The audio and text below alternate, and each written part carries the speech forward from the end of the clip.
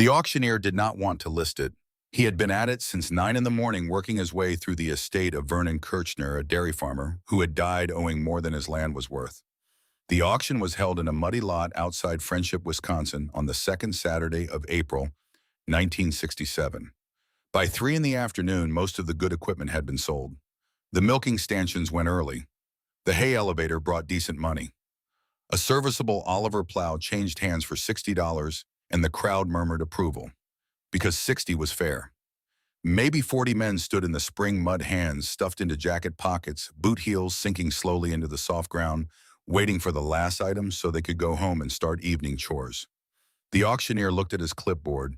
He looked at the thing sitting at the far end of the lot, half hidden behind a pile of cedar fence posts that nobody had bid on either. He rubbed the back of his neck and looked at his clipboard again as if hoping the item might disappear between glances. Folks, last item.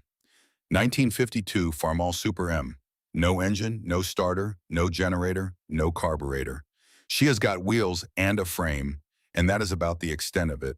Somebody give me $20 for the iron weight. A few men turned to look. Most did not bother.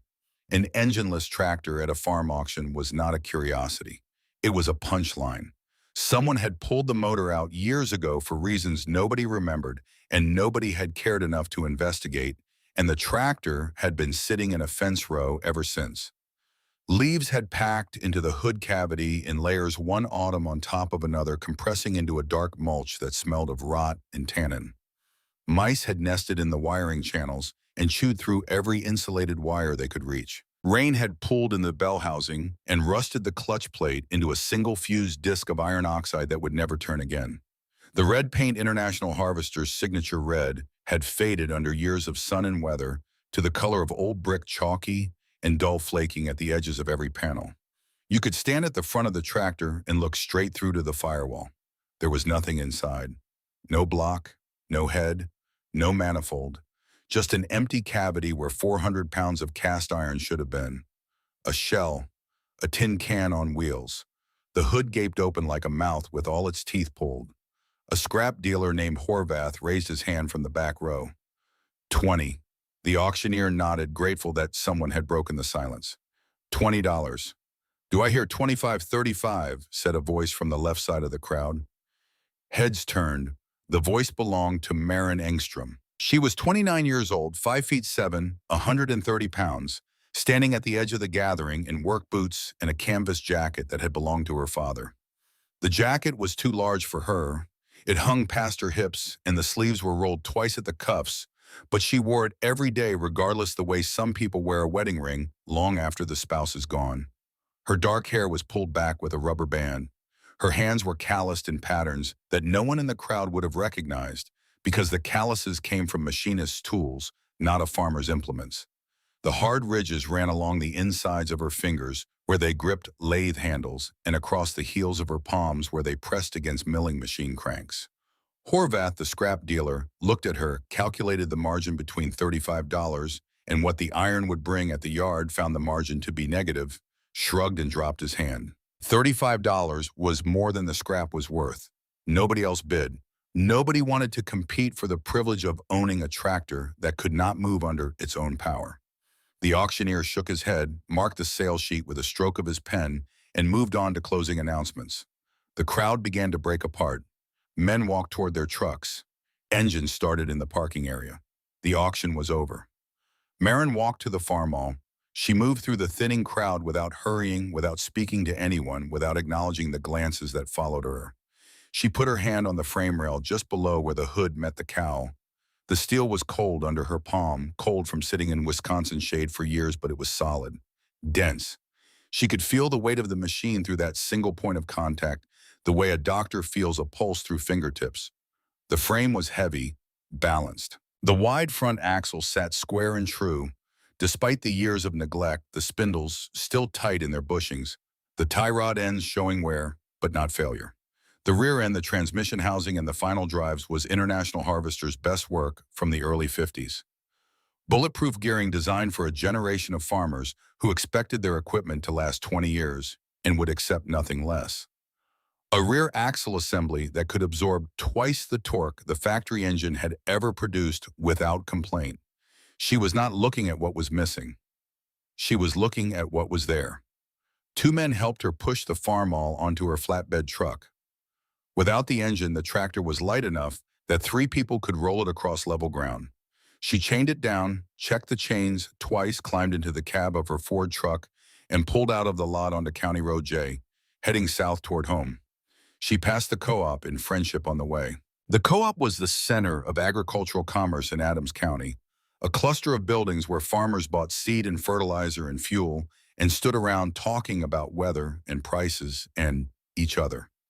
Dale Sievert's John Deere dealership occupied the lot next door, a cinder block building with a green and yellow sign and a row of new tractors arranged along the frontage like soldiers at inspection.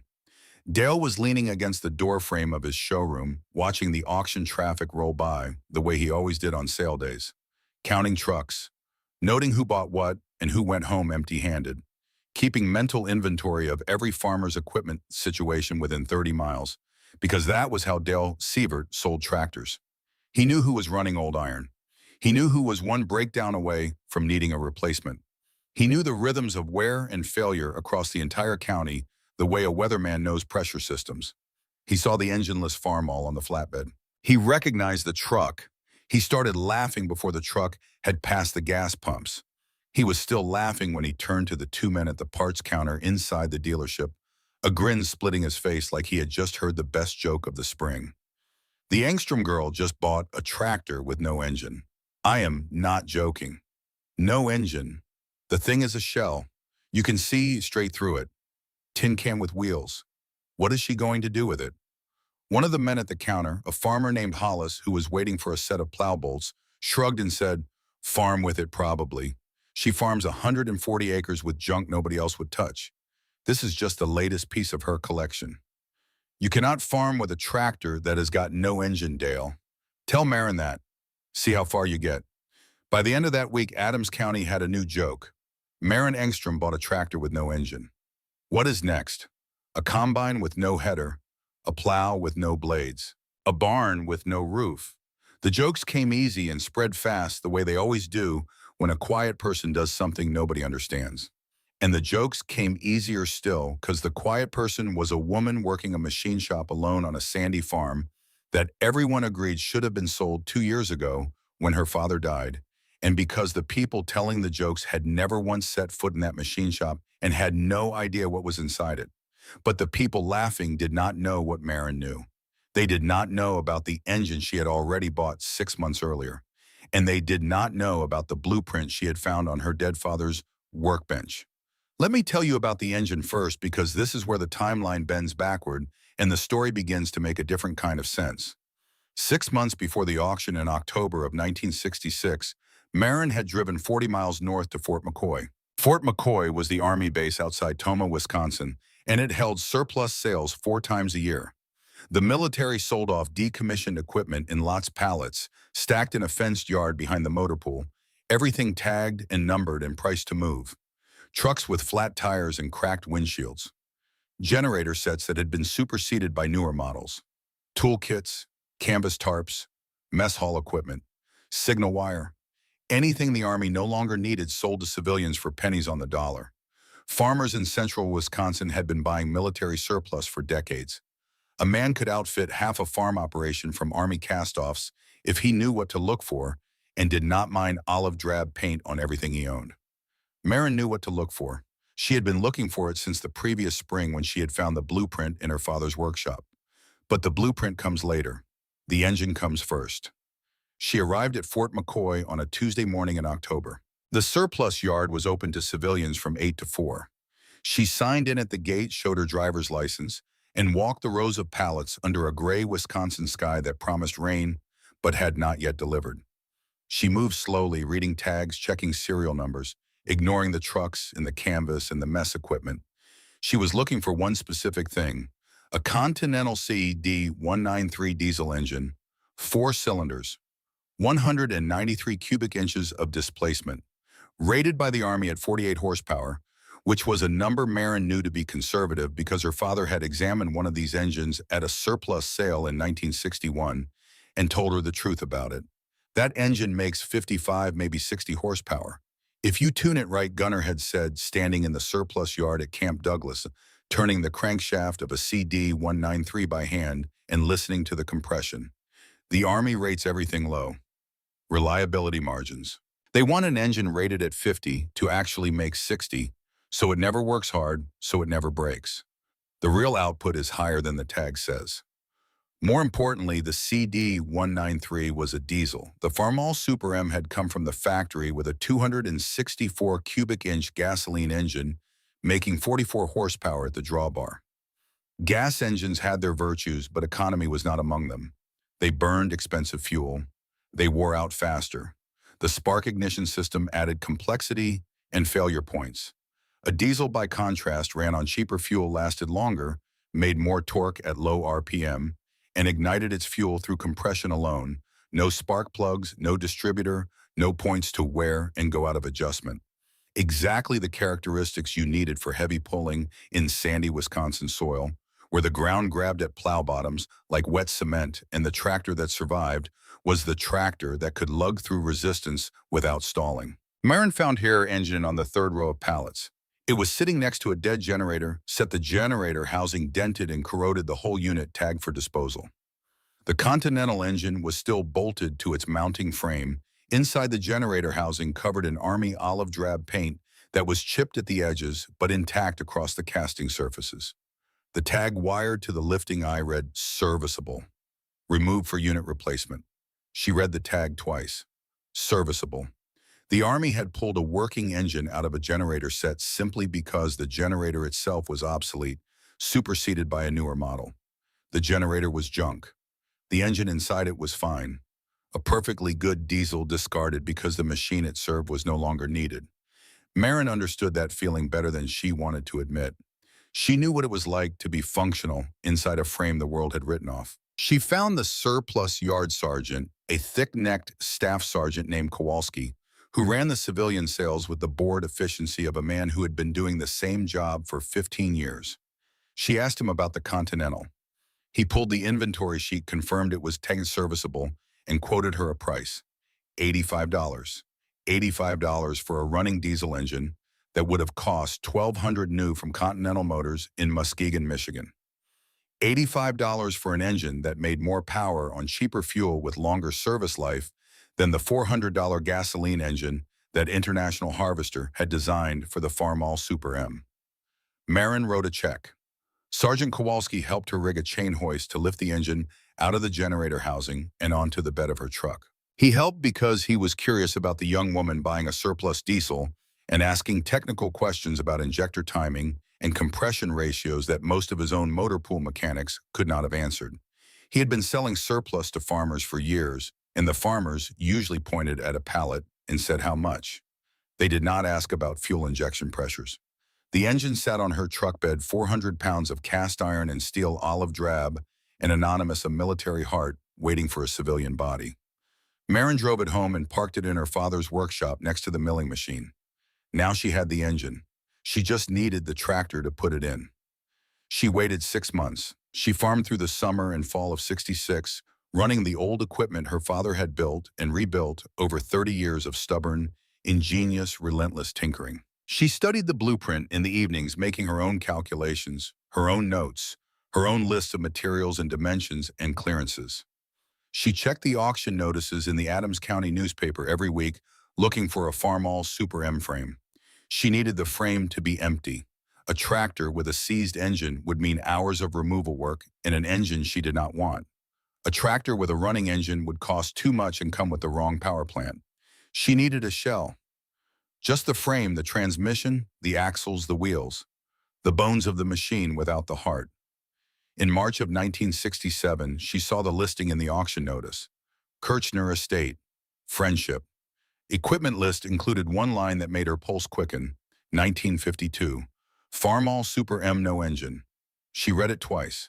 Then she folded the paper, put it in the pocket of her father's canvas jacket, and went to the workshop to check the blueprint one more time. On the second Saturday of April, she drove to Friendship and paid $35 for a tractor that nobody else wanted. $35 for the frame, $85 for the engine, $120 total.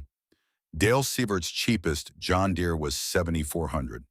She drove home past the co-op where Dale was laughing, past the gas station where farmers were shaking their heads, past the fence lines of neighbors who had been telling her to sell for 2 years, neighbors who saw a 29-year-old woman alone on bad ground with dead man's tools and thought they were watching a slow-motion failure. She drove home, backed the flatbed up to the workshop door, unchained the farmall, and rolled it into the bay where her father's first tractor, the one he had built from a Model A engine and railroad rail in 1934, had been assembled 33 years earlier. She pinned the blueprint to the wall above the milling machine.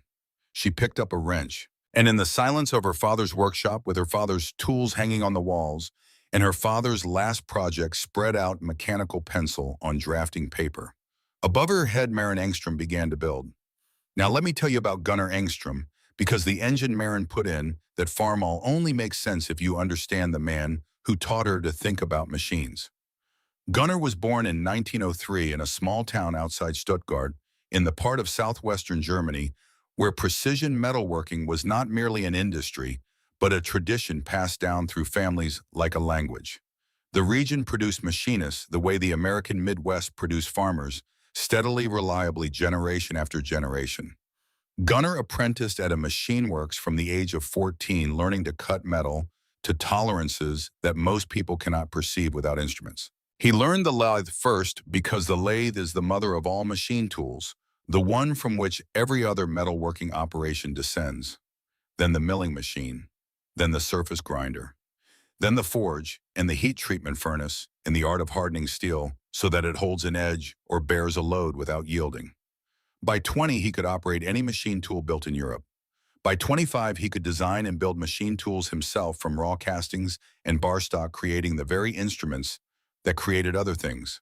He was a maker of makers, a man who understood that every manufactured object in the world, every bridge and every engine and every rifle and every sewing machine, began with someone who knew how to cut metal to a line. He came to America in 1928, not because Germany lacked opportunity for machinists, but because his older brother Carl had written from Wisconsin about cheap land and a new country and the feeling of owning ground that belonged to you and not to a landlord or a government or the memory of a war.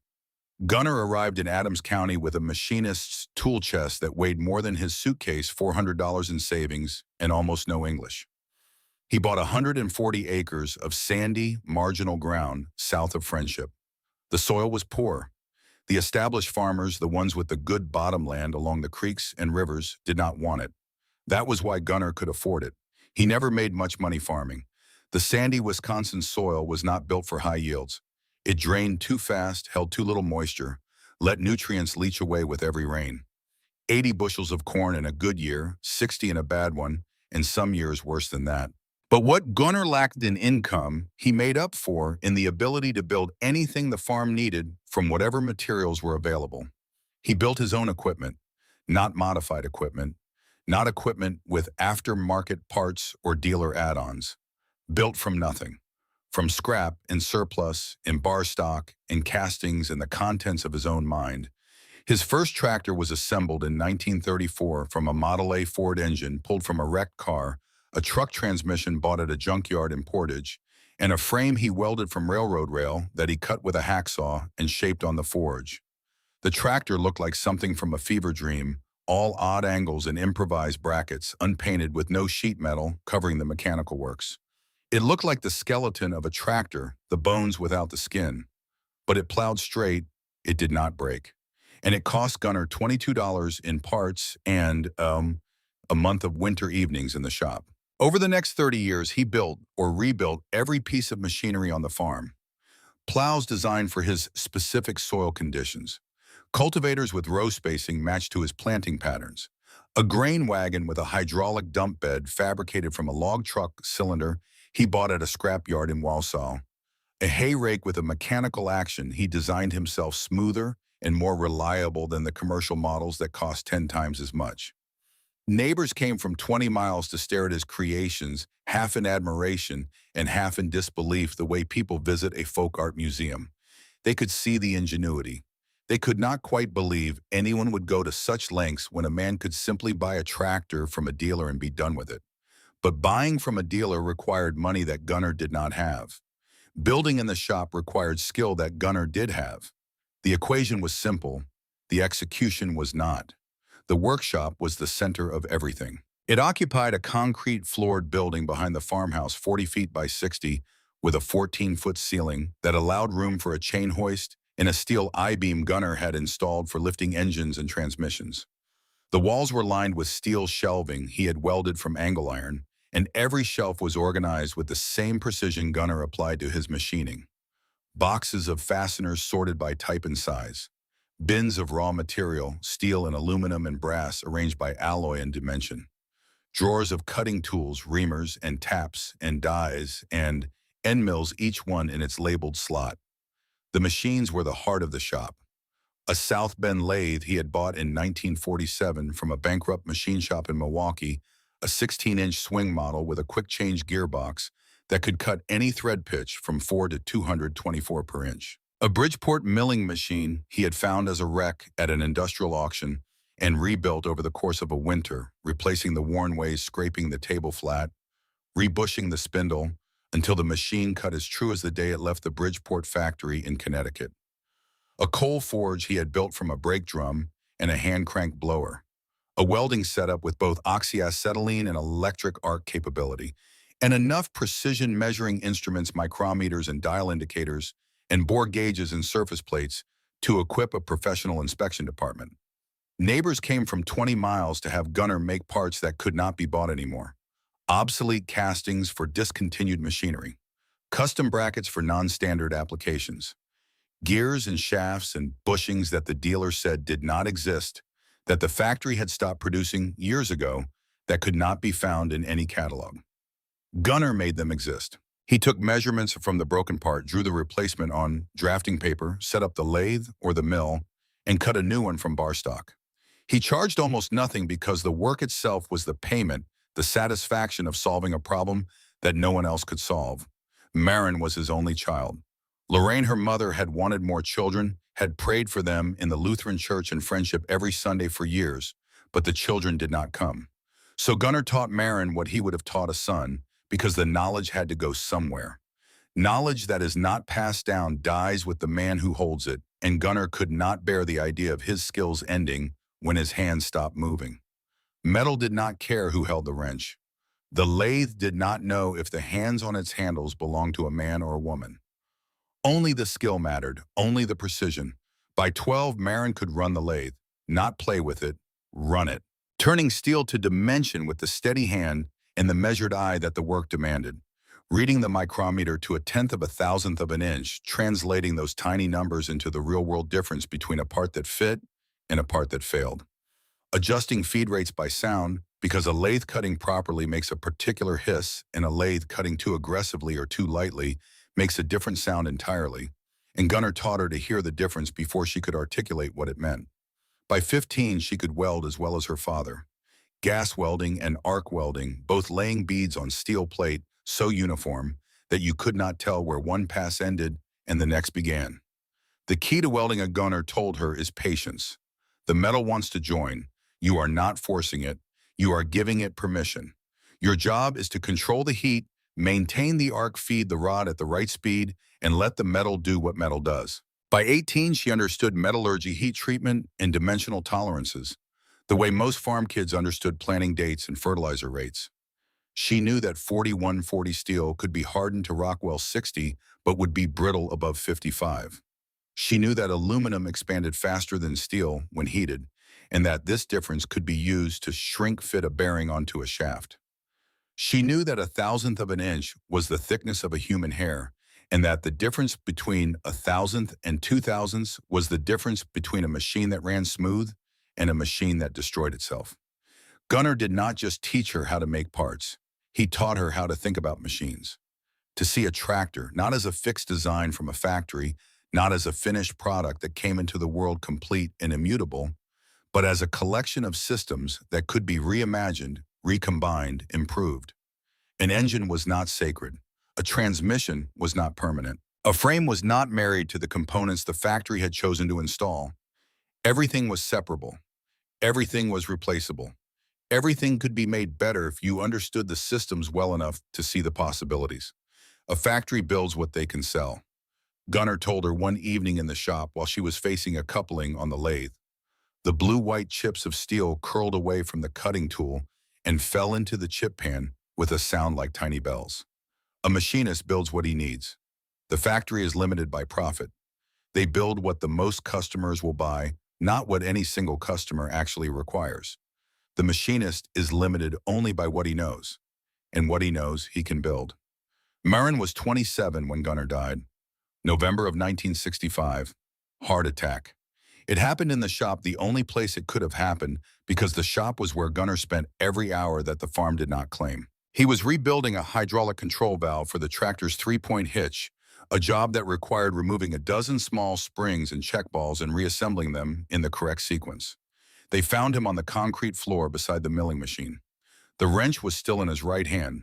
His left hand was resting on the base of the lathe as if he had reached out in the last moment to steady himself against the only thing in the world he trusted to be perfectly true. Maren inherited the farm, the workshop, and every tool her father had spent 30 years collecting and maintaining and arranging on those shelves with such care. She also inherited his way of seeing machines, and his loneliness, though she did not recognize that part yet. Loneliness for the Angstroms looked like work. It looked like staying in the shop until midnight. It looked like precision applied to metal because precision could not be applied to grief. The months after Gunnar's death were the worst of Maren's life. Not because of the grief alone, though the grief was constant, a presence in every room of the house, in every corner of the shop, in every row of the fields where she could see her father's work, in every furrow and every fence line. The months were the worst because of the silence. The shop was silent. No lathe running, no mill cutting, no forge hissing. The sounds that had filled Maren's life since childhood, the background music of a machinist's household, were gone. The house was silent. Lorraine had moved to her sister's place in Wisconsin Rapids 2 weeks after the funeral, unable to stay in the house where her husband had lived for 37 years and died on a Tuesday afternoon with his hand on a wrench. Maren understood why her mother left. She did not blame her. But the understanding did not fill the empty rooms. Maren was alone on 140 acres of sandy ground with a workshop full of tools and no one to talk to about what to do with them. The farm needed tending. She tended it. The corn needed planting. She planted it. The machinery needed maintenance. She maintained it. The fences needed repair before winter. She repaired them. But she did these things the way a person breathes automatically without thought, without the feeling of choosing to do them. She was keeping the farm alive without being alive on it herself. She was maintaining systems the way her father had taught her. But the system that needed maintaining, most the one inside herself, had no blueprint and no spare parts. Neighbors offered to buy the land. They were not vultures. They were practical men who saw a young woman alone on marginal ground and made a practical calculation. Dale Sievert told anyone who would listen at the co-op that Maren should sell before the equipment depreciated further. A real estate man from Wisconsin Rapids called the house twice in January, and once in February, his voice smooth and sympathetic on the telephone, explaining that the market for agricultural land in Adams County was softening and that waiting would only reduce her options. Lorraine called every Sunday evening and asked the same question in different words. How long are you going to do this? When are you going to come to your senses? Your father worked himself to death on that farm, Maren. Are you going to do the same thing? Lorraine never said sell. She said think about your future. She said there is more to life than sandy ground. She said your father loved you, but he would not want you to be alone out there. The words were different each Sunday. The meaning was the same. In February of 1966, 3 months after Gunnar's death, Maren picked up the telephone on a Monday morning and called the real estate man in Wisconsin Rapids. She told him she was ready to list the property. He said he would drive out the following Monday to take photographs and write up the listing. She hung up the phone. She sat at the kitchen table for a long time looking out the window at the workshop. The building was dark. She had not turned on the lights in there for 2 weeks. On Sunday night, the night before the real estate man was scheduled to arrive, Maren could not sleep. She lay in bed in the dark, listening to the farmhouse settle and creak in the February cold, listening to the wind push against the windows, listening to the silence where her father's voice should have been. At 2 in the morning, she got up, pulled on her boots and the canvas jacket, and walked across the frozen yard to the workshop. She turned on the overhead lights. The fluorescent tubes flickered and buzzed, and then caught filling the shop with the flat, shadowless light that Gunnar had preferred because it showed the true surface of metal without the distortions that incandescent bulbs created. The shop looked exactly as it had looked the day Gunnar died. The lathe, the mill, the forge, the welding table. The pegboard walls hung with wrenches and hammers and files and specialty tools in the exact positions Gunnar had assigned them, each tool outlined in black marker so you could see at a glance if anything was missing. The concrete floor was clean because Gunnar had swept it every night of his working life, and Maren had continued sweeping it each time she entered, even when she had no reason to enter, even when the entering was a form of worship she could not name. She walked to the workbench. The bench was a slab of maple 3 inches thick that Gunnar had planed and finished in 1949. Its surface was marked with decades of use, small dents and scratches and burn marks from hot metal, but it was level and solid, and it would be level and solid 100 years from now. That was when she saw the drafting paper. It was pinned under a coffee can full of quarter 20 bolts, half hidden by a stack of old machinery catalogs. She had walked past it a dozen times since November without noticing it because it looked like just another piece of the shop's accumulation, another layer of the sediment that 30 years of work deposits in a workspace. She pulled it free and unrolled it on the bench. The paper was 24 by 36 inches standard drafting size, the kind Gunnar bought in rolls from a supply house in Milwaukee. On it, in Gunnar's precise mechanical pencil, was a diagram. It showed a Farmall Super M frame drawn in profile, and from above with critical dimensions marked at every structural point. Next to it, drawn to the same scale, with the same precise hand, was a Continental CD, 193 diesel engine, its outline taken from the manufacturer's specification sheet, but redrawn by Gunnar with additional dimensions that Continental had not published, dimensions that could only have been obtained by measuring an actual engine with calipers and micrometers. Between the two drawings connecting them was a third element, an adapter plate, drawn in cross-section and plan view dimensioned down to the thousandth of an inch, with bolt patterns for both the Continental bell housing and the Farmall transmission case drawn in overlapping circles that showed exactly where each hole must be bored to mate the two machines together. Crankshaft flange specifications, flywheel clearances, pilot bore diameter, mounting pad locations, everything needed to install a military surplus diesel engine in a Farmall Super M frame. In the lower right corner of the drawing, in Gunnar's handwriting, small and precise and unmistakable, were the words CD193 in Super M frame, 55 to 60 horsepower estimated, diesel fuel economy, project note C folder. There was no folder. Maren searched the shop for a week, going through every drawer, every shelf, every filing cabinet, every box of papers Gunnar had accumulated over 3 decades. If he had kept additional notes on the project, they were lost. Perhaps he had never started the folder. Perhaps the blueprint was as far as he had gotten before his heart stopped. But the blueprint was enough. The critical dimensions were there. The concept was complete. The adapter plate was fully specified. Her father had been planning this conversion before he died. He had been working toward it, thinking about it, drawing it with the same precision he applied to every machine's surface. He had not finished. He had run out of time the way all mortal machinists eventually run out of time, no matter how carefully they measure. Maren stood in the shop holding the blueprint. The fluorescent lights hummed. The building ticked and settled in the cold.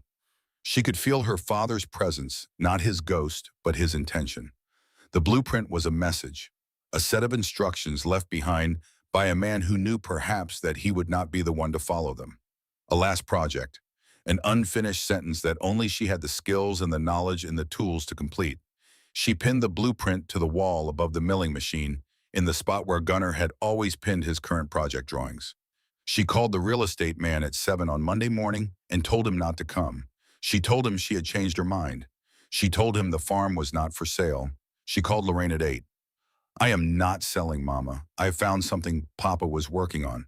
I am going to finish it." Lorraine was quiet on the line for 10 seconds. Then she said what she always said, what she had been saying since November in different phrasings, all arriving at the same destination. "Your father is dead, Maren. You cannot bring him back by staying on that farm. I am not trying to bring him back. I am trying to finish what he started. And what did he start? A better machine. Lorraine sighed the way she had been sighing since 1965, the long exhale of a woman who loved her husband and loved her daughter and could not understand either of them, could not comprehend the pull that a workshop and a set of tools and a sheet of drafting paper could exert on a human soul. Marin hung up the phone. She walked back to the workshop. She stood in front of the blueprint and began to plan. 6 months later, she bought the Continental diesel at Fort McCoy. 6 months after that, she bought the engineless Farmall at the Kirchner auction. The plan was complete. The pieces were assembled. All that remained was the work. The Continental C2193 did not fit the Farmall Super M. Of course it did not. No two machines designed by different companies in different factories for different purposes in different decades were ever meant to share a frame. The engine mounts were different. The bell housing bolt pattern was different. The crankshaft flange diameter was different. The cooling system, the fuel system, the electrical system, the exhaust routing, the air intake, the oil filtration, nothing matched. Every connection point between the Continental engine and the Farmall frame was a mismatch. Every bolt hole was in the wrong place. Every dimension was off by just enough to make the installation impossible by any conventional method.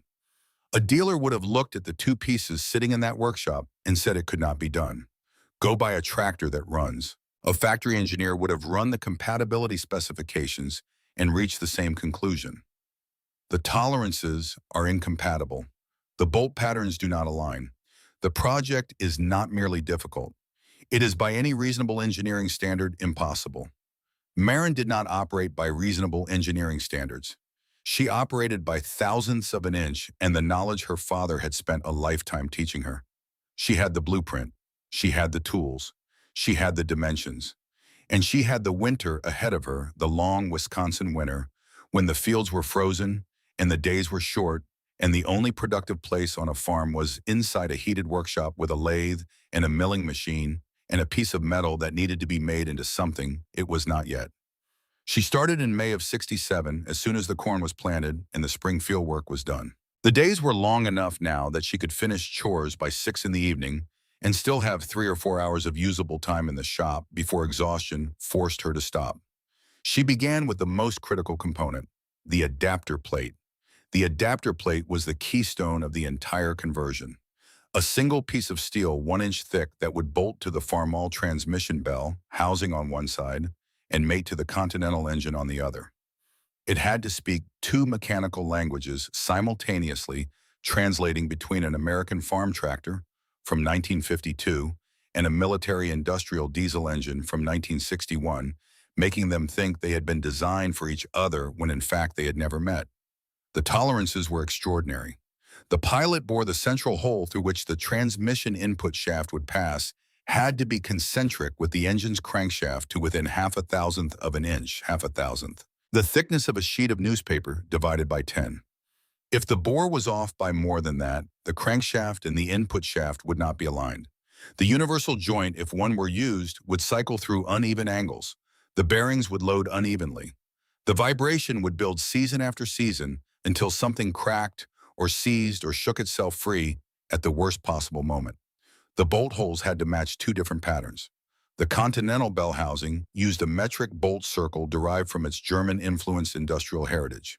The Farmall transmission case used an SAE pattern based on American standards.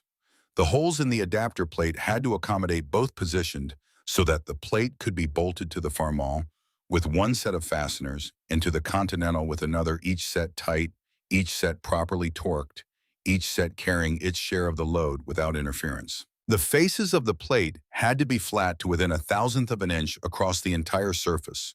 Not approximately flat, not close to flat, flat to a thousandth verified by a surface plate and a dial indicator, because any deviation in flatness would become a wobble in the rotating assembly, and a wobble in a spinning drivetrain is a crack waiting to happen. Marin started with a slab of hot-rolled steel plate from a supply house in Stevens Point. She rough-cut the circle on a bandsaw, leaving a 1/4 inch of excess material on every edge. Then she moved to the milling machine, the Bridgeport that Gunnar had rebuilt from wreckage 20 years ago, and began the slow process of machining the plate to final dimensions. She squared the faces first. This meant clamping the rough disc to the mill table, running a fly cutter across the surface, and removing a few thousandths of an inch per pass. After each pass, she unclamped the plate, set it on the surface plate, and swept a dial indicator across the machined face, watching the needle for any deviation. When one side was flat, she flipped the plate and repeated the process on the other side. Then she began boring the pilot hole. She started with a center drill to establish the exact location, checked the position with the dial indicator, adjusted the table by half a thousandth, checked again, and then began drilling. She worked up through progressively larger drill bits, each one removing more material and getting closer to the final dimension, until she reached the point where the drill bits were too large for the precision required. Then she switched to a boring bar, a single-point cutting bowl that removed metal in increments of 0.02 per pass. Each pass checked with a bore gauge before the next cut was made. She measured constantly. Micrometer for outside dimensions, bore gauge for the pilot hole, dial indicator for concentricity and flatness, surface plate for reference. She checked and rechecked every dimension against the numbers on Gunnar's blueprint and against the measurements she had taken herself from both the Continental bell housing and the Farmall transmission case measurements she had recorded in a notebook with the same precision her father had used. 3 weeks she spent on the adapter plate alone. 3 weeks of evenings and weekends standing at the Bridgeport cutting metal with the patience that the work demanded and that Gunnar had taught her was not optional. Patience in machining is not a virtue. It is a structural requirement. The metal does not care if you are in a hurry. The metal cares only that you cut it correctly. On a Thursday evening in late May, she finished the final boring pass on the pilot hole and ran the dial indicator one last time. The needle did not move. Dead center. She checked the bolt hole positions against both patterns, Continental and Farmall. Every hole was within half a thousandth of its specified location. She laid the plate on the surface plate and swept the indicator across both faces. Less than 1,000th of deviation across the full diameter of the plate. She ran her fingertips across the machine's surface. The steel was smooth as still water. She could feel her father in the precision of it, in the way the metal had yielded exactly the way it was supposed to yield, because she had cut it exactly the way it was supposed to be cut. This was what Gunnar meant when he said the machinist is limited only by what he knows. Maren knew enough. The plate was proof. She set it on the workbench and allowed herself a single moment of satisfaction. One deep breath, one look at the blueprint on the wall. Then she moved on to the next problem. The flywheel adapter was the second critical piece, and it scared her more than the plate. The Continental crankshaft flange was smaller in diameter than the bore of the Farmall flywheel.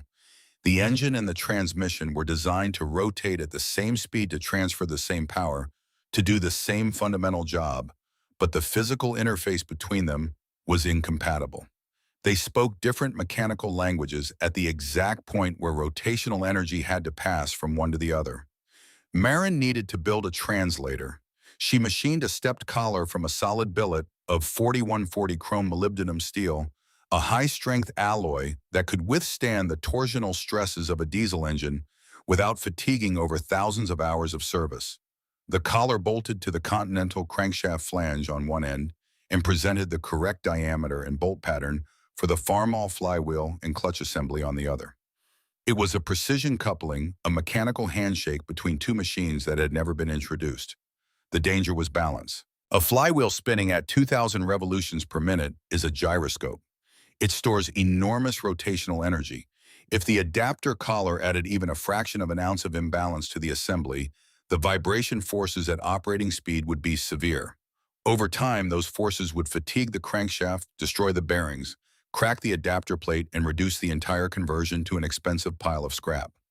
The collar had to be balanced to within a fraction of an ounce, which meant that the machining had to be symmetric to within tenths of a thousandth, and any residual imbalance had to be corrected by removing tiny amounts of material from precisely calculated locations. Gunnar had owned a wheel balancer, the kind used for heavy truck tires, that he had modified years ago into a precision dynamic balancing fixture. Maren set up the fixture on a steel stand she welded from angle iron, mounted the flywheel and collar assembly on the balancing arbor, and spun it by hand to operating speed. The dial indicator at the bearing mount registered vibration, not severe, but present, enough to cause problems over thousands of hours. She marked the heavy spot with a grease pencil. She drilled a small blind hole in the collar at the heavy point, removing a calculated amount of material. She spun the assembly again, still vibrating but less. She drilled another hole at a different location, smaller, calculated from the residual imbalance vector. She spun it again. The needle barely moved. One more correction, a tenth of an ounce of material removed from a spot she identified as much by feel as by measurement, and the assembly spun clean. The dial indicator needle sat motionless. No vibration, no wobble, balanced. She held her breath during the final check. Watched the needle refuse to move. Then she exhaled slowly and stepped back from the fixture. That was the piece that could have killed the project, and it was done. June and July she spent on the supporting systems. Engine mounts fabricated from half-inch plate steel, welded to the farmall frame rails, with beads so uniform they looked like they had been laid by a machine. Rubber-isolated mounting pads machined from solid rubber blocks designed to absorb the Continental's vibration signature without transmitting it into the frame. Hood modifications cutting and rewelding the sheet metal to clear the diesel engine's taller air cleaner assembly, the cuts and welds so clean that the modification was nearly invisible from 3 feet away. She plumbed a new fuel system, a diesel fuel tank fabricated from sheet steel, a lift pump, dual fuel filters in series primary and secondary, because diesel injectors are precision instruments that can be destroyed by a single particle of dirt smaller than a grain of sand. High-pressure injector lines bent from seamless steel tubing and routed along the engine block with custom brackets, each line the same length to ensure equal fuel delivery timing to all 4 cylinders. She rebuilt the cooling system with a larger radiator from a scrapped international truck she found at a yard in Marshfield. The truck had been rear-ended. The cab was destroyed. The radiator was perfect, a heavy-duty 4-row copper brass core with twice the cooling capacity of the Farmall's original unit.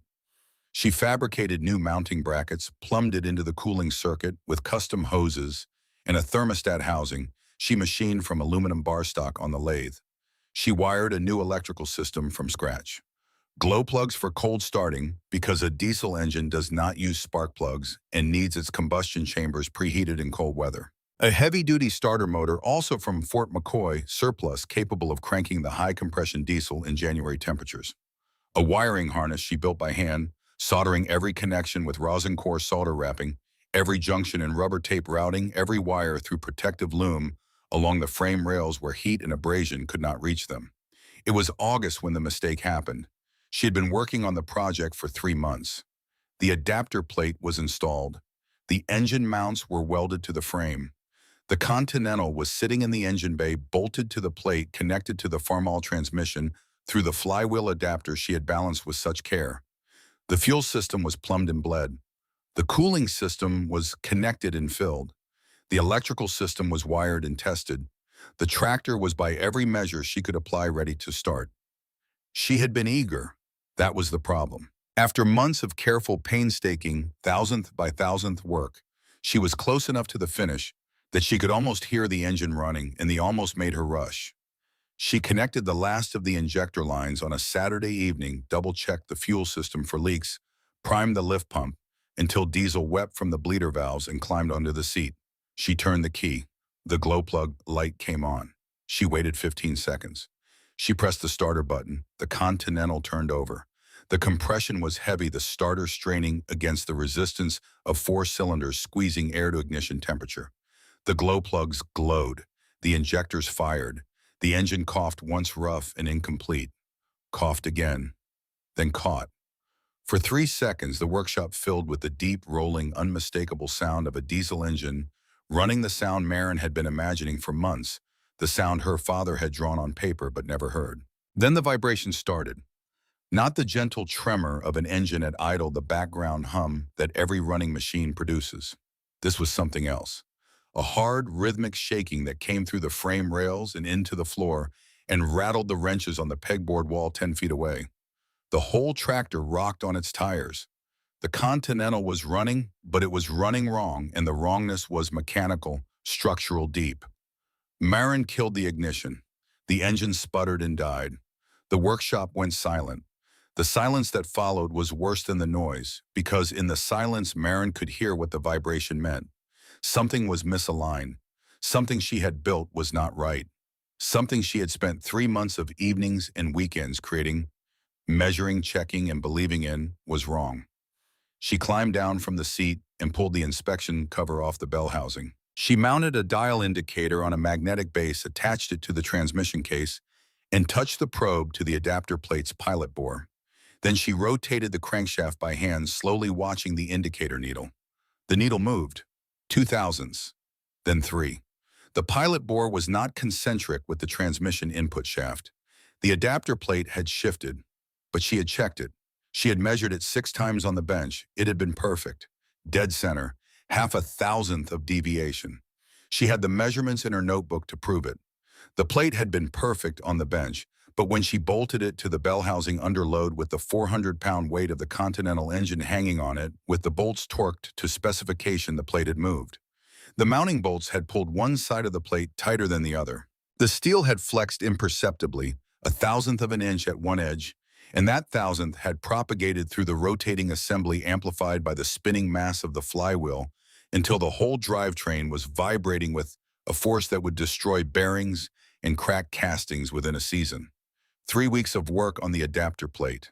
3 months of work on the complete installation.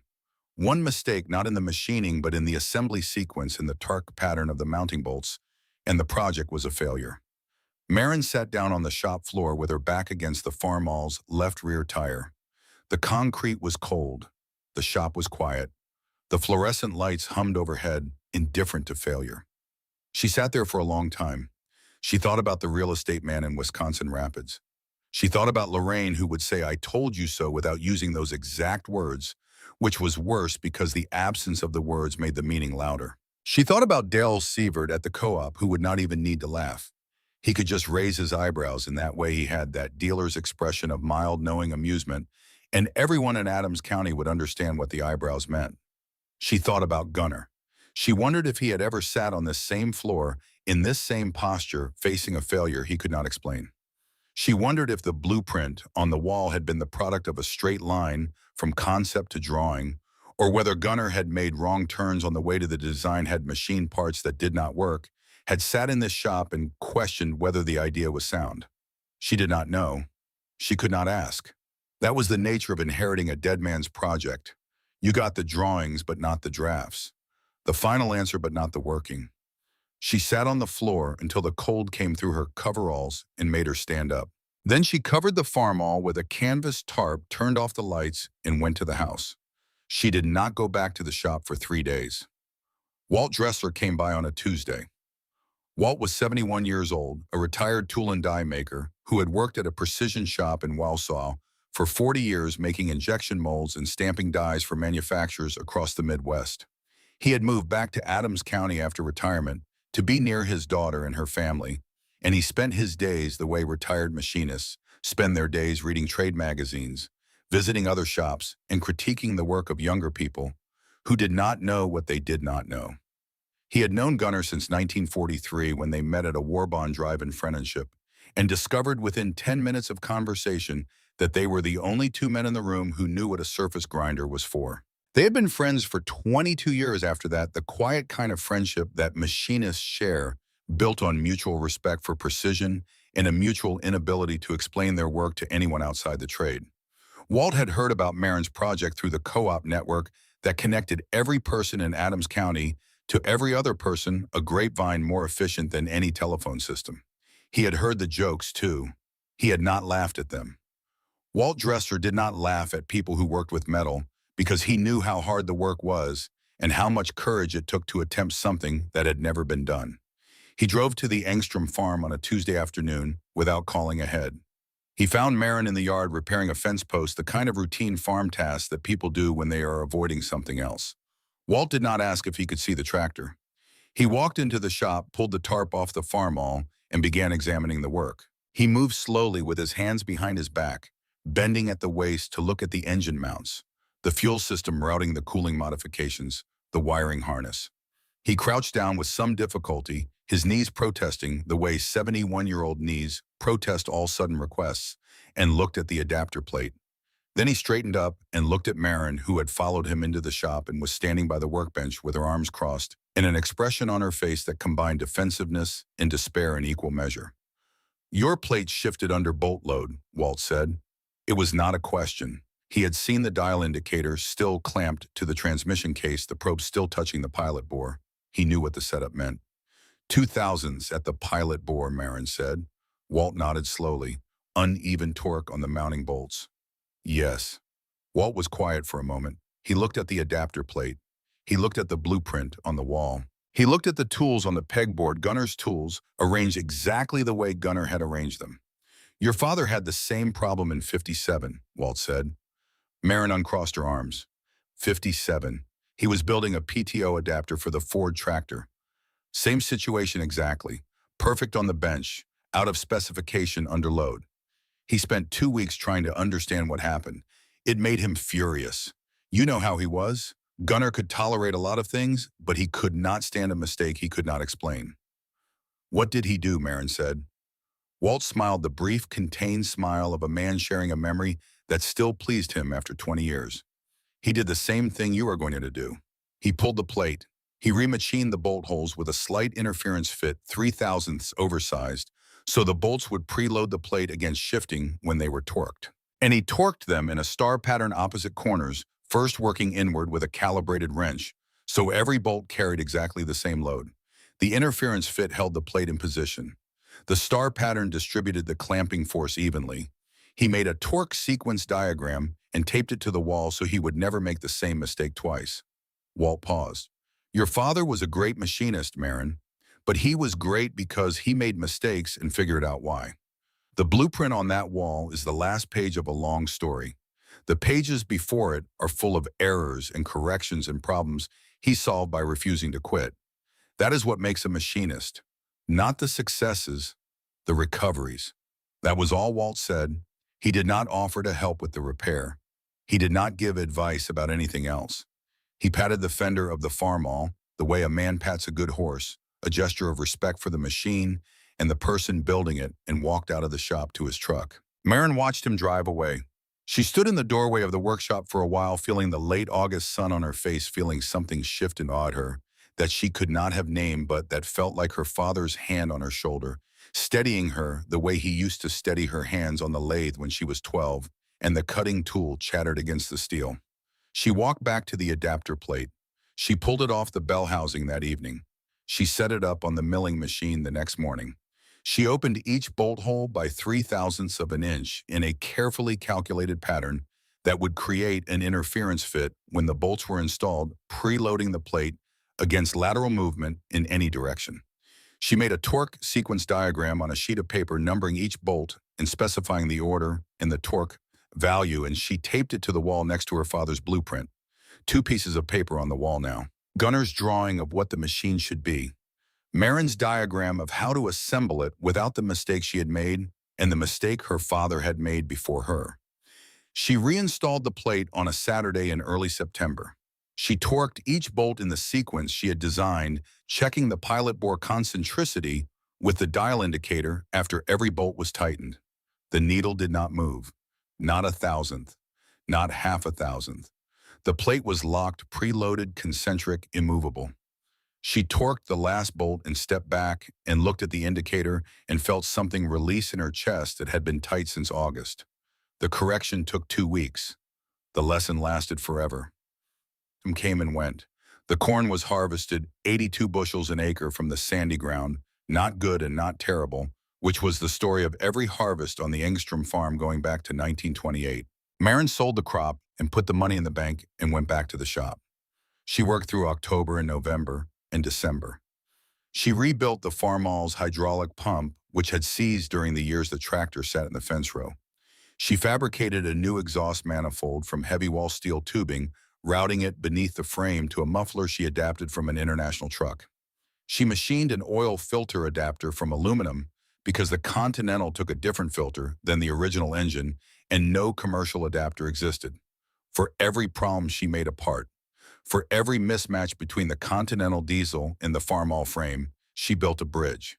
The adapter plate was the largest bridge, but the entire tractor was a collection of bridges, dozens of small fabricated pieces, each one designed and machined to close the gap between two machines that had never been intended to work together.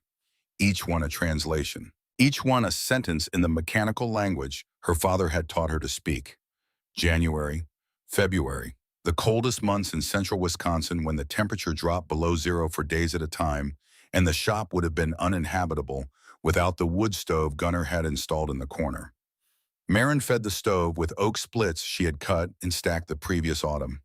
The shop temperature climbed to maybe 45 degrees on the coldest nights, which was warm enough to work if you wore insulated coveralls and fingerless gloves. You could not feel a micrometer through thick gloves, and in machining, feel was everything. The difference between a good cut and a bad cut was often something you sensed through your fingertips before you saw it on the dial. 5 months, every night after chores, every weekend, every hour she could steal from the demands of a working farm. Alone in the workshop with Fritz's tools and Fritz's blueprint, and the sound of the milling machine cutting steel in the cold Wisconsin darkness outside the windows. On a Saturday morning in March of 1968, Marin Engstrom rolled the Farmall Super M out of the workshop under its own power for the first time. She had connected the last of the glow plug wiring the night before. She had filled the cooling system with a mixture of water and ethylene glycol formulated for the Wisconsin climate. She had bled the fuel system, cracking each injector line fitting and cranking the engine until diesel seeped from every connection, then tightening each one in sequence. She had checked the oil level, the belt tensions, the battery connections, the coolant hoses, the fuel filter housings. She had gone through a checklist she had written herself, 47 items long, each one verified, with a pencil check mark on a sheet of notebook paper. She climbed onto the seat. The steel was cold through her coveralls.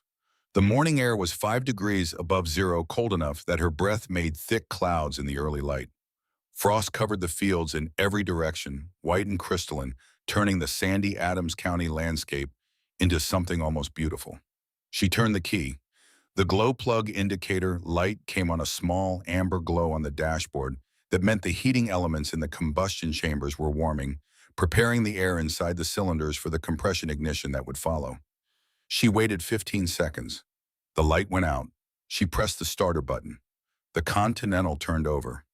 The starter motor strained against the compression of 4 cylinders, each one squeezing air to over 500 degrees. Once, the engine rocked on its mounts. Twice, she could feel the compression pulses through the seat, through the frame, through the steel bones of the machine. On the third revolution, the number 1 cylinder fired. The sound was a deep percussive thud, more felt than heard, a shockwave that traveled through the frame and into the ground.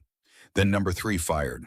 Then 2 and 4 together, and the engine caught and settled into an idle that was deeper, smoother, and more authoritative than any Farmall Super M had ever produced from the Harvester factory in Rock Island, Illinois. The exhaust note was wrong for a Farmall, wrong in a way that anyone who had ever heard a Farmall would recognize instantly. Too deep, too slow, too diesel. The original gas engine had a higher pitch, a lighter quality, the sound of spark ignition and moderate compression. The Continental sounded like something from a different world, a military world, a world of generators and air compressors and industrial equipment built to run 24 hours a day without complaint, a military growl coming from a farm tractor hood. It sounded like a tank had been crossed with a corn picker. It sounded like nothing Adams County had ever heard. The frame hummed with a frequency that was new, lower than gasoline, steadier, more purposeful. The rubber-isolated engine mounts absorbed the diesel's vibration pulses and converted them into a gentle tremor that you could feel through the seat, but that did not rattle or shake. The adapter plate held true. The flywheel balanced clean. Everything she had built over 5 months of winter work was functioning exactly the way she had designed it. Marin sat on the cold seat and listened. She listened to the engine idle for a full minute, her hands resting on the steering wheel. Her eyes closed, hearing every beat of the 4 cylinders, feeling every pulse through the frame, checking by sound and touch for any irregularity, any roughness, any hint of the problems she had spent 2 weeks correcting in September. There was nothing wrong. The engine ran smooth. The oil pressure gauge read 40 pounds. The temperature gauge was climbing slowly from cold toward operating range. The ammeter showed the generator charging. Every system was working. Every bridge she had built between the Continental and the Farmall was holding. She opened her eyes. She put the Farmall in gear. She released the clutch. She drove it across the yard and out to the south field, the field that faced the road, the field that every neighbor driving past could see. She hooked up a four-bottom plow. The original Farmall Super M with its factory gasoline engine making 44 horsepower could pull a three-bottom plow through the sandy Adams County ground without lugging down. Three bottoms was the practical limit. Every farmer in the county knew it. You could hook up a fourth bottom, but the engine would labor and slow and overheat, and you would spend more time nursing the tractor than plowing the field. Marin dropped the fourth bottom into the soil, settled into the seat, and opened the throttle. The Continental diesel pulled all four plows through the sand like it was running downhill. The engine did not strain. The RPM did not drop. The exhaust note deepened slightly under load, the way a diesel's note deepens when it is working, but there was no labor in it, no struggle. The torque curve of the CD193, broad and flat and relentless across the entire operating range, put power to the ground at exactly the speed and force the soil required. The sandy ground that grabbed at plow bottoms and bogged down gas engines was no match for the diesel's low-end torque. The twisting force that Continental had designed into the engine for industrial applications, where loads were constant and heavy and mercy was not expected. More torque, more power, cheaper fuel. $120 of surplus and scrap, pulling a four-bottom plow through ground that had defeated three-bottom rigs for as long as anyone could remember. The neighbors noticed. You could not miss it. Sound travels far across Wisconsin farmland in March when the air is cold and dense, and there are no leaves on the trees to absorb it. The diesel note of the Continental carried across the flat fields for half a mile or more, and it was different enough from every other engine in the county that farmers on neighboring properties stopped what they were doing and listened. Men who had laughed at the engineless Farmall in April of '67 were standing at their fence lines in March of '68, coffee cups cooling in their hands, watching Marin Engstrom pull a four-bottom plow across her south field, watching the furrows turn clean and straight behind the machine, hearing the diesel rumble where a gas engine should have been, counting the plow bottoms and arriving at four, which was one more than should have been possible. The jokes stopped, not all at once because jokes have momentum and habits of speech are hard to break. But the tone shifted. The laughter became quieter, then curious, then silent, then replaced by something else entirely. A grudging recognition that the woman with the tin can had known something they did not. Dale Siebert heard about it at the co-op the following week. 5 different farmers told him the same story, each one adding a detail the previous teller had omitted, each one a little more impressed than the last. The Engstrom girl put a diesel in that Farmall. Military surplus engine. Continental. Thing sounds like a tank and pulls like a caterpillar. She was running a four-bottom Saturday morning like it was nothing. Dale drove out to the Engstrom farm on a Saturday. He found Marin in the yard changing the oil in the Farmall. She had machined an oil filter adapter from aluminum bar stock because the Continental took a different filter cartridge than the original engine, and she was installing a new filter element when Dale's truck pulled into the drive. He did not announce himself. He walked to the tractor and started looking. The hood was up. The Continental sat in the Farmall's engine bay, painted the same red as the Farmall sheet metal, looking almost like it belonged there. Almost. The proportions were slightly different. The diesel was a little taller, a little narrower than the gas engine it replaced. The air cleaner sat higher. The injector lines caught the light at angles that were unfamiliar. But the installation was clean, professional. The fuel lines ran in neat parallel curves along the block. The wiring harness was bundled and loomed with military precision. The engine mounts were welded to the frame with beads so uniform they looked like they had been applied by a robot. Dale crouched down and looked at the underside of the tractor. He saw the adapter plate. He saw the engine mount isolation pads. He saw the exhaust routing the cooling system modifications, the custom thermostat housing. He spent 15 minutes under the Farmall, crawling on the gravel, examining every weld, every fitting, every fabricated bracket, every piece of the conversion that was visible from below. When he stood up, brushing gravel from his knees, his expression had changed. Marin had seen many expressions on Dale Sievert's face over the years. Amusement was common. Condescension was not rare. The practice-calibrated concern of a salesman who wanted you to feel that your current equipment was just slightly inadequate, just barely insufficient, just enough below the standard to justify a visit to his lot and a conversation about financing. She had never seen what she saw in his face now. She did not have a word for it, but it felt like the space between surprise and respect. "This is factory quality work," Dale said. He said it slowly, the way a man speaks when he is revising a belief he has held for a long time. Better than factory, the tolerances on that adapter plate, the way you balance the flywheel assembly, the mount isolation. This is professional engineering. My father taught me. Your father was a machinist, best in Adams County, maybe best in central Wisconsin. I knew that. I should have remembered it before I called your tractor a tin can. They stood in the yard for a long time talking.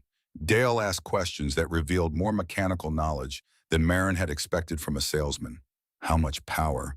58 at the drawbar, she estimated, based on the pull she was getting with the four-bottom plow and the engine speed underload.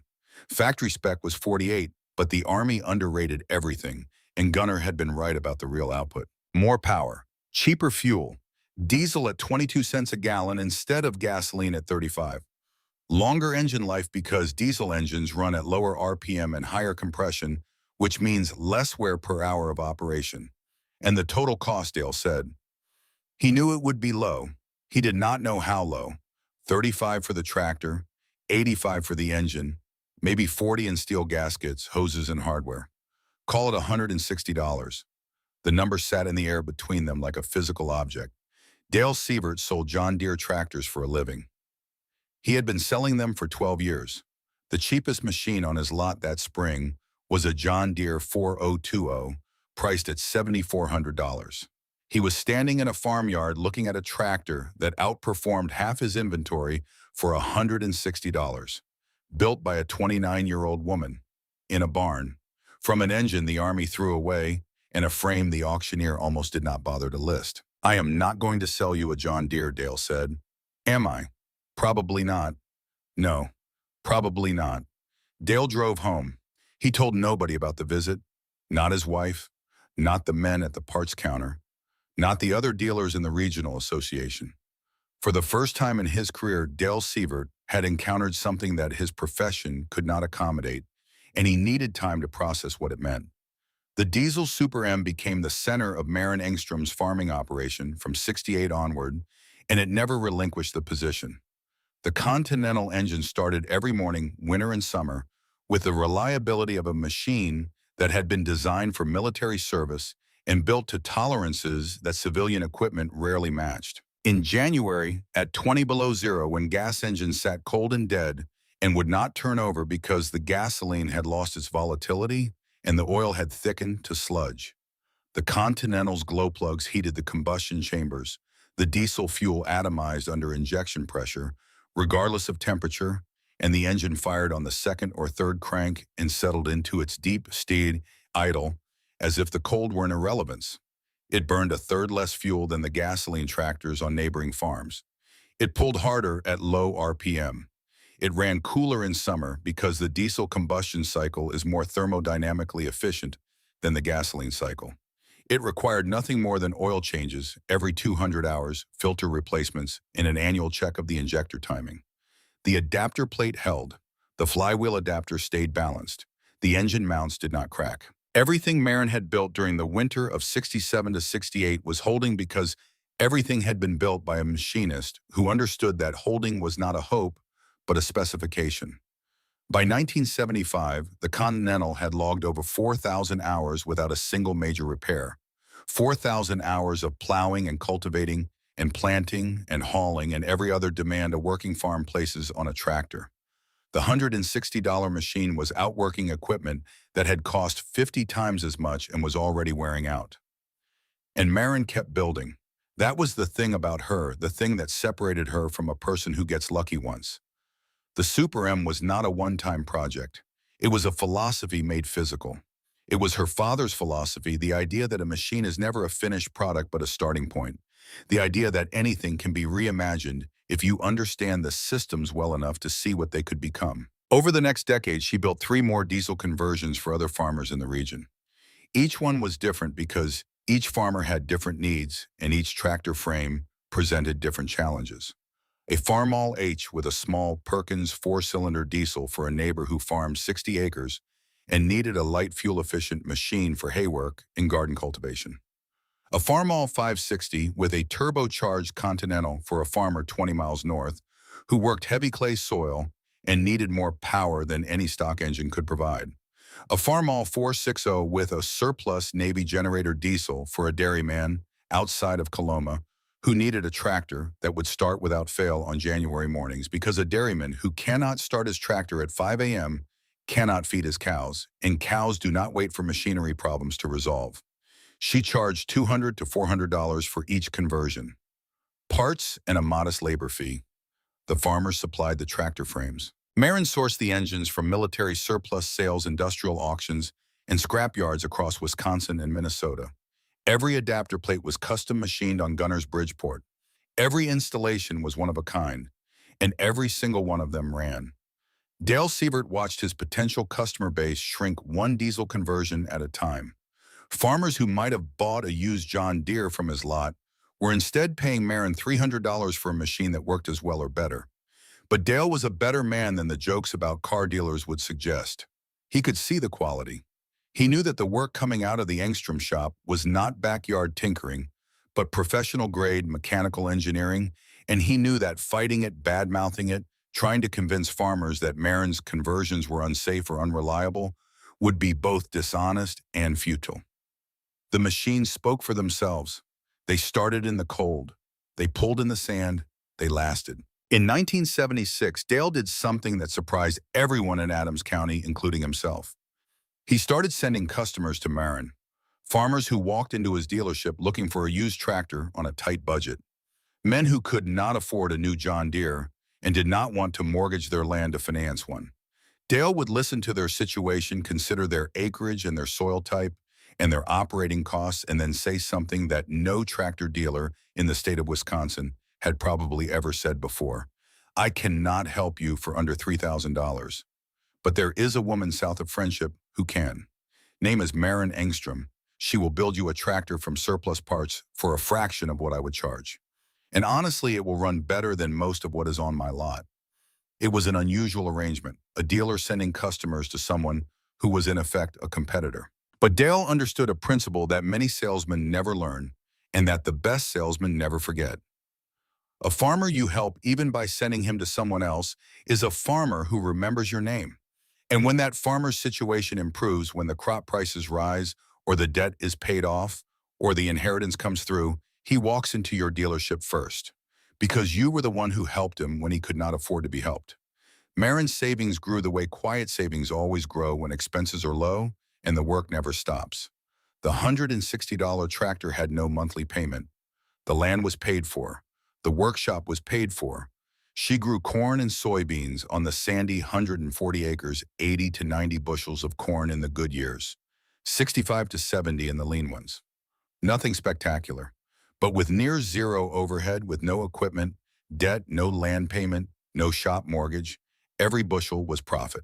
She put away $6,000 to $8,000 a year through the 1970s. Not in the stock market, not in speculative investments. In a savings account at the Adams County Farmers Bank, where the interest rate was modest and the principal was safe. The money accumulated the way snowfall accumulates in a Wisconsin winter, silently, steadily, one layer on top of another until the depth is surprising. By 1982, Marin Engstrom had $78,000 in the bank. The diesel conversion business had added another $15,000 to $20,000 over the years. Every dollar earned the same way. Surplus parts, skilled hands, her father's tools, patient, invisible accumulation, while the rest of the county spent faster than it earned. She did not know that the farm crisis was coming. Nobody did, but when it arrived, Marin Engstrom was the only farmer in Adams County who did not feel it. The crisis arrived the way winter arrives in Wisconsin. You could see it coming for months. The signs were in the newspapers, in the interest rate announcements from the Federal Reserve and the falling commodity prices, that every farmer tracked the way a sailor tracks the barometer. But seeing it coming and being able to stop it were different things. You cannot stop a winter. You can only prepare for one. Interest rates climbed past 15% in 1980, then 16, 17, 18. The Federal Reserve, fighting the inflation that had plagued the American economy for a decade, tightened the money supply until credit became so expensive that borrowing felt like bleeding. Every farmer in the Midwest who carried debt felt the pressure increase with each rate announcement. Each fraction of a point added to the cost of the money they owed. Corn prices dropped in parallel, $3 a bushel in 80, $2.50 in 81, under $2 by 83. The math that had made sense during the boom years of the 70s, when a man could borrow at 8% to buy land that was appreciating at 12, reversed itself. The man who had borrowed to expand was now paying 18% on a loan secured by land that was losing value. The tractor he had financed was depreciating faster than he could pay it off. The operating line of credit that had been routine was now ruinous. Adams County lost 6 farms between 1982 and 1986, each one a variation on the same theme: expansion during the boom, confidence that prices would keep rising and land would keep appreciating and credit would remain cheap. Then the reversal, the phone call from the bank, the meeting in the office with the loan officer who used to smile and now could not make eye contact. The auction. Dale Sievert watched from behind the counter of his John Deere dealership as his world contracted. Sales dropped by half, then by half again. Farmers were not buying new equipment. They were trying to keep what they had. Some were returning machines they could no longer make payments on. Dale took back 3 tractors in 83, each one worth less on his lot than the remaining balance on the loan, and he ate the difference because the alternative was suing farmers who had nothing left to take. The crisis was a correction, the economists said, a market adjustment, a return to fundamentals. The words sounded clean in textbooks.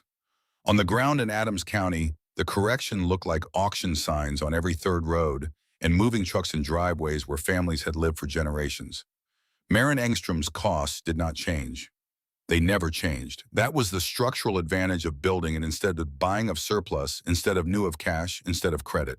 The Continental diesel burned 22-cent fuel and asked for nothing but oil. The land owed nothing to any bank. The shop owed nothing. The equipment owed nothing. When corn dropped to $1.75, Maren adjusted.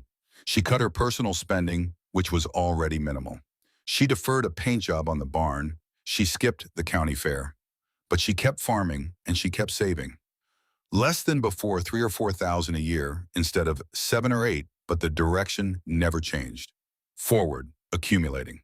While the rest of Adams County was hemorrhaging cash, Maren Engstrom was still putting money in the bank. Boyd Krieger farmed the 180 acres directly east of Maren's property.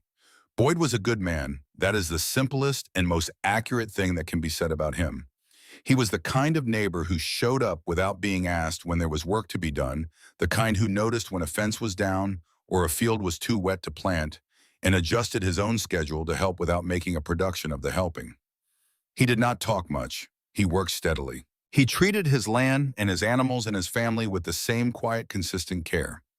He had helped Maren in the winter of '65 after Gunnar died when she was 27, and alone on 140 acres, and the east fence line needed repair before the snow came. The fence posts were frozen into the ground. Maren did not own a sledgehammer heavy enough to drive new ones in the frozen soil. Boyd drove over one afternoon with a 12-pound sledge and a post driver and spent 4 hours in the cold, pounding cedar posts into ground that did not want to accept them, and when he was done, he nodded at Maren and drove home without saying much beyond good night. Maren remembered that afternoon for the rest of her life. Not because the fence mattered, though it did, because the gesture mattered. Because in the months after Gunnar's death, when the world felt empty and the farm felt pointless, and Lorraine was pressing her to sell Boyd, Krieger had shown up with a sledgehammer and demonstrated without a word of philosophy that neighbors still existed and that she was not entirely alone. Boyd had expanded in 1978. He borrowed from the Adams County Farmers Bank to buy an additional 60 acres north of his existing property, and he financed a new John Deere 4440 from Dale Sievert's lot for $28,000. Both decisions made sense at the time. Corn was $3.50. Credit was available at reasonable rates. The farm economy was strong. Every advisor, every extension agent, every banker was telling farmers to grow. Expand your acreage, modernize your equipment, increase your capacity. The future was demand, and demand meant opportunity. By 1983, the 60 acres were worth $350 an acre instead of the $800 Boyd had paid. The John Deere was worth maybe $12,000 on a good day instead of $28,000. And the interest on both loans had climbed to 18%, which meant Boyd was paying annual interest that exceeded his annual crop revenue. He was farming to pay the bank, and the bank was still not satisfied. He went to the bank 3 times in 2 years. Each visit was worse than the last. The first time, the loan officer restructured the payment schedule and told Boyd that things would improve. The second time, a different loan officer, younger, told Boyd that the bank needed to see a plan for bringing the accounts current.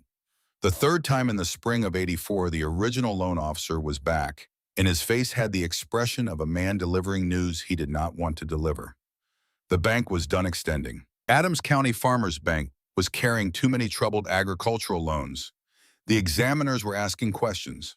The board was nervous.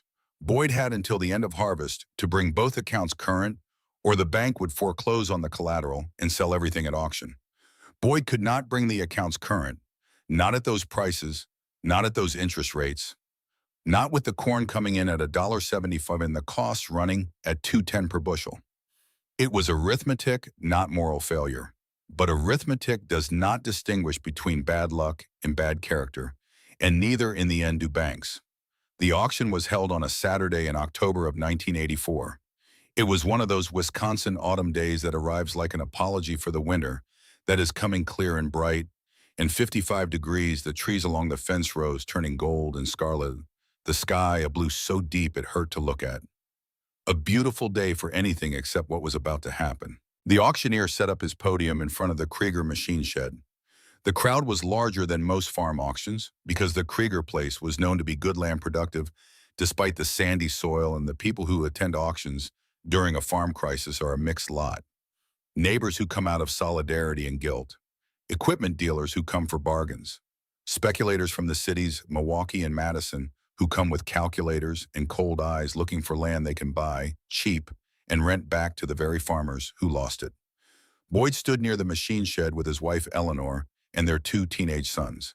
He was wearing a clean shirt and a face that Marin recognized because she had seen it on her own face in the mirror during the months after Gunnar died.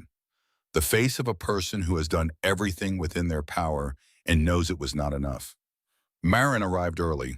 She parked on the county road and walked in through the crowd without stopping to talk to anyone. She found a spot at the edge of the gathering near the east fence, where she could see the auctioneer's podium without being conspicuous. She was wearing the canvas jacket. The checkbook from the Adams County Farmers Bank was on in the inside pocket. The equipment sold first. The John Deere 4440 went for $14,000. Boyd had paid $28,000. A disc harrow brought $400. A planter brought $600. A grain cart $900. The pieces of a working farm separated and scattered sold to the highest bidders, carried away on flatbed trucks. Each piece a part of Boyd's life that he would not see again. Then the land. The 60-acre parcel, the one Boyd had borrowed to buy in '78, sold first. A speculator from Milwaukee bought it for $280 an acre. Quick sale, no drama. Boyd watched it go with the expression of a man who had already grieved that piece and moved on to the larger grief waiting behind it. The original 180 acres came last, the home place. The land Boyd's grandfather had cleared from brush and oak in the 1930s. The land Boyd's father had farmed through the Depression and the war and the recovery. The land Boyd had expected to hand to his sons the way it had been handed to him, a piece of the earth that belonged to a family the way a name belongs by inheritance and by right. The bank set the opening bid at $200 an acre. The auctioneer called for bids. A speculator from Milwaukee, the same one who had bought the 60 acres, raised his hand. $200. $240, said a voice from the east fence. Every head in the crowd turned. Marin Engstrom, standing by the fence in her father's canvas jacket with one hand raised. The speculator consulted with his partner. They ran numbers on a calculator. 260, 280, Marin said. The speculator ran more numbers. 300. 310, Marin said. Her voice was steady. She did not hesitate. The speculator looked at his partner. His partner shook his head. At $310 an acre, the projected return on Sandy Adams County farmland, rented at current market rates, did not justify the capital outlay for an investment group based in Milwaukee. The speculator dropped his hand. $310. 180 acres. $55,800. The auctioneer asked for the payment method. Marin walked from the fence to the auctioneer's table. She took the checkbook from the inside pocket of the jacket. She opened it to the next blank check. She wrote the date. She wrote the amount. $55,800. She signed her name. She tore the check from the book and laid it on the table. Cash. One check. No financing, no partners, no bank loan. One woman, one signature, one farm. The crowd went quiet. There is a particular silence that falls over an auction crowd when money speaks louder than anyone expected. It is not the silence of shock exactly, though shock is part of it. It is the silence of recalculation. The collective revision of every assumption the crowd had carried into the event. The woman with the junk tractor. The woman with the surplus engine. The woman on the sandy 140 acres that everyone said should have been sold years ago. She was writing a check for $55,000 while the men who had bought John Deere's on credit and expanded with borrowed money were standing on the other side of the podium watching their own land disappear. Boyd Krieger saw who had bought his farm. He stood still for a long moment. Then he walked toward Marin slowly, the way a man walks when his legs are not entirely reliable and his emotions are moving faster than his body can manage. Eleanor followed a few steps behind, holding the arm of their older son. Marin met Boyd halfway between the podium and the fence. They stood in the October sunlight, two farmers, one who had just lost 180 acres and one who had just bought them. Boyd's face was doing things that faces do when too many feelings arrive at the same time. Gratitude that the land had gone to a neighbor and not a city speculator. Shame that he had lost it at all. Relief, grief, something else underneath it all that was harder to identify, something that had to do with the specific pain of being helped by someone you once would have expected to help. Marin spoke first. She spoke the way she did everything, directly, without decoration, without the preliminary circling that most people use to approach difficult subjects. Boyd, I want you to keep working this land. Boyd stared at her. He opened his mouth and closed it. I do not need 180 more acres to manage by myself, Marin said. I need someone who knows this ground. You know it better than anyone alive. Your grandfather cleared it. Your father worked it. You have been on it your whole life. I want you to stay on as a partner, not a hired man, a partner. You manage the fields. We split the crop at harvest. Your family stays in the house. Boyd's eyes were wet. He was a man of his generation, raised to believe that tears were private and the effort of holding them back was visible in the muscles of his jaw and the set of his shoulders. Eleanor stepped forward and put her hand on Boyd's arm. She looked at Marin with an expression that contained more gratitude than words could carry. Boyd took Marin's hand and shook it. His grip was strong and calloused and unsteady. Your father would have done the same thing, Boyd said. His voice was rough. I know, Marin said. That is why I am doing it. Dale Sievert was at the auction. He had been standing near the machine shed watching the equipment sell, counting the losses in his head, the way dealers do during a crisis, calculating the gap between what he had financed and what the machines brought at sale. When Marin's name was announced as the buyer of the Krieger home place, Dale walked across the yard to the fence. $55,000 in cash, Dale said. He looked at Marin with the expression of a man who has been watching a story unfold for 17 years and has only now understood its ending. From the woman who builds tractors out of Army surplus and scrap frames. That is right. Dale took off his cap and rubbed his forehead. It was a gesture Marin had seen him make before, but this time it meant something different. It was not the gesture of a man buying time to frame a sales pitch. It was the gesture of a man rearranging his understanding of the world. I have been selling John Deere's for 20 years, Dale said. Selling progress, selling horsepower, selling the future of American agriculture. That is what the brochures say, the future. And the woman who showed up at an auction in '67 with a $35 engineless farmall is the one buying land while my customers are the ones selling it. Your customers bought on credit, Marin said. I built from scrap. There is a difference. The difference is about $55,000 and zero monthly payments. That is one way to measure it. Dale was quiet for a long moment. The auction crowd was dispersing. Trucks were pulling out of the lot. The afternoon light was turning golden as the sun moved west. I owe you an apology, Dale said. I laughed at that farmall in '67, called it a tin can, told everybody at the co-op you were wasting money on junk. Told them worse than that, if I am being honest. I said things about a woman running a machine shop alone that I am not proud of now and was not proud of then, if I am being completely honest, which at my age is the only kind of honest worth being.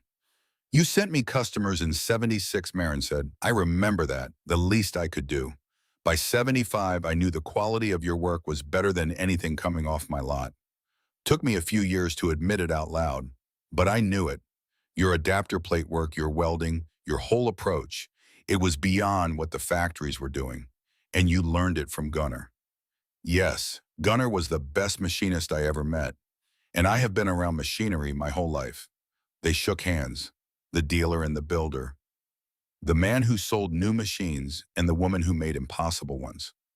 Two people who had started on opposite sides of a gulf and found after 17 years of watching each other across the distance that the gulf was narrower than either had believed. Marin farmed the combined 320 acres from 1984 onward. Boyd Krieger managed the East 180. The partnership worked because both parties were honest and because both understood the land and what it demanded. Boyd knew every contour of the Krieger fields, every low spot that held water, every sandy ridge that dried out first, every corner where the soil changed character and the planting approach had to adjust. Marin maintained the equipment and kept the books and made the decisions about capital expenditure, which meant in practice that she decided what to build next. Boyd's sons helped during planting and harvest. The Krieger family stayed in their house on the land that had been theirs and now belonged to Marin, but still felt like theirs because Marin never once treated the arrangement as anything other than what it was: a partnership between neighbors, a continuation of what had been. The Diesel Super M ran through the late '80s and into the '90s with the same dependable constancy it had maintained since March of '68. By 1990, the Continental had logged over 12,000 hours. 12,000 hours of turning soil and pulling loads and performing every task that a farm tractor performs across a quarter-century of seasons. The adapter plate that had given Marin such grief in '67, the piece she had remachined with the interference fit, and the torque sequence diagram had not shifted a thousandth of an inch in 22 years. The flywheel adapter was still balanced. The engine mounts had not cracked. The fuel system was tight.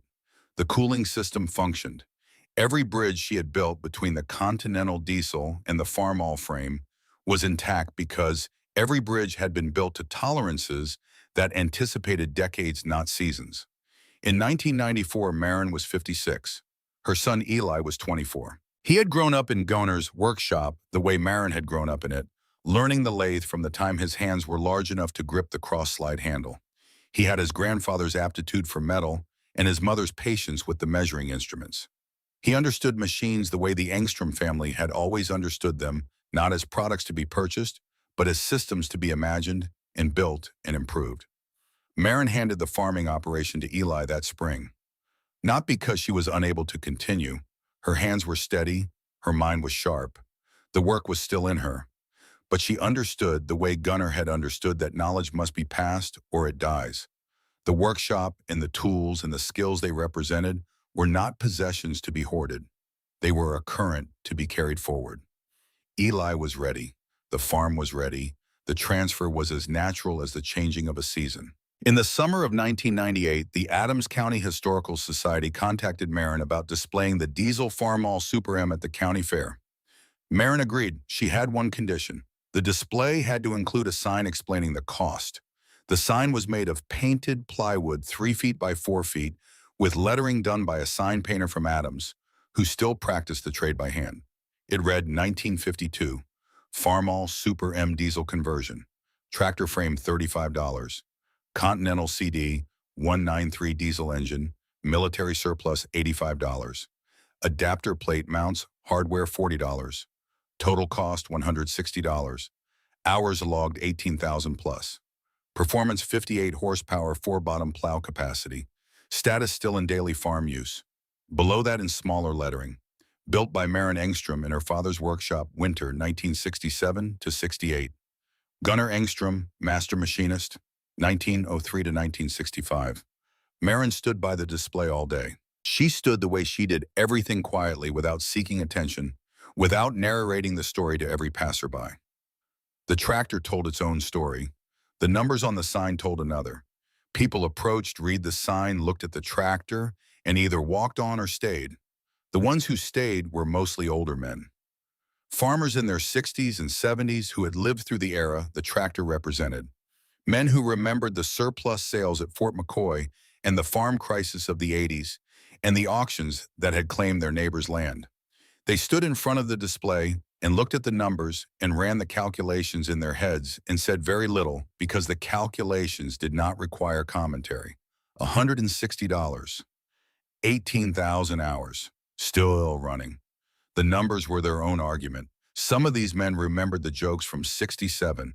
They remembered laughing. They remembered the story about the Engstrom girl in the tin can with no engine. They stood in front of the tractor now, 31 years later, and the laughter was a long way away. Dale Sievert came by in the afternoon. He was 72 years old. He had retired from the dealership in 1990, selling the business to a younger man who sold John Deeres and Kubotas and would eventually sell the lot itself to a developer who turned it into a gas station and convenience store. Dale walked with a cane because his right knee had finally surrendered to 5 decades of climbing on and off tractor steps and crawling under machines on showroom floors. His hair was white. His hands were spotted with age. But his grip when he shook Maren's hand was still firm. He stood in front of the sign for a long time, reading the numbers, adding them up, dividing them by the years of service, calculating the cost per hour of operation, which was a number so small it was almost imaginary. $160, Dale said. $160, Maren confirmed. I sold 40 20s for $7,400, 44 40s for $28,000, 64 60s for $45,000. And this thing, this $160 collection of surplus and scrap and machine steel, it outlasted, outworked, and outperformed every single one of them. Not outperformed, Maren said. Your John Deeres were fine machines, well-engineered, well-built. I never said they were bad machines, Dale looked at her. I just did not need them, Maren said. Dale was quiet. He looked at the tractor. He looked at the sign. He looked out at the county fair crowd, the families and the farmers and the children eating cotton candy, the whole community moving through the August heat in the particular way that small-town communities move at their fairs slowly and together. Nobody needed them, Dale said. His voice was thoughtful, not bitter, reflective. The voice of a man who has spent 8 years of retirement thinking about the career that preceded it. Nobody needed the horsepower I was selling. Not really, not the way I told them they needed it. They needed what you were building. Enough machine to do the job. Paid for in cash, running on cheap fuel, built to last a lifetime. That is what farming actually requires. Everything else is just... He moved his hand through the air, a gesture that encompassed the new equipment on display in the exhibition hall, the advertisements on the banners, the entire apparatus of agricultural commerce that he had spent his career serving. Decoration, Dale said. Maren smiled. It was a quiet smile, the kind that does not need witnesses or applause, the kind that comes from a place inside a person that is satisfied, not because they have won something, but because the world has finally confirmed what they already knew. My father used to say that a factory builds what it can sell, Maren said. A machinist builds what she needs. Your father was right. He usually was. They stood together by the display for a while, the retired dealer and the builder, two people who had known each other for 31 years and had only recently arrived at an understanding that should have been obvious from the beginning. Then a woman appeared at the edge of the display area. She was small and white-haired, 81 years old, moving carefully with the deliberate steps of someone whose balance was no longer automatic. She had been driven to the fair by her sister from Wisconsin Rapids, a drive of 45 minutes that she would not have been able to make alone. Lorraine Engstrom had not been to the Adams County Fair in 6 years. She had not been to the Engstrom farm in 3. The distance between her and her daughter was not geographical. It was the accumulated weight of 33 years of disagreement about what a life should look like, what a woman should do with a farm and a workshop and a set of machinist's tools that had belonged to a dead man who had loved metal more than he loved moderation. Marin had not known her mother was coming. She saw Lorraine at the edge of the display and felt something move in her chest that she had not felt in a long time, something that was part surprise and part fear and part a hope she had stopped acknowledging years ago. Lorraine walked slowly to the farm hall. She put her hand on the frame rail, the same spot where Marin had placed her hand 31 years earlier at the Kirchner auction, the spot where you could feel the weight and the balance and the solidity of the machine that International Harvester's engineers had built in 1952 and that Marin Engstrom had reimagined in 1967.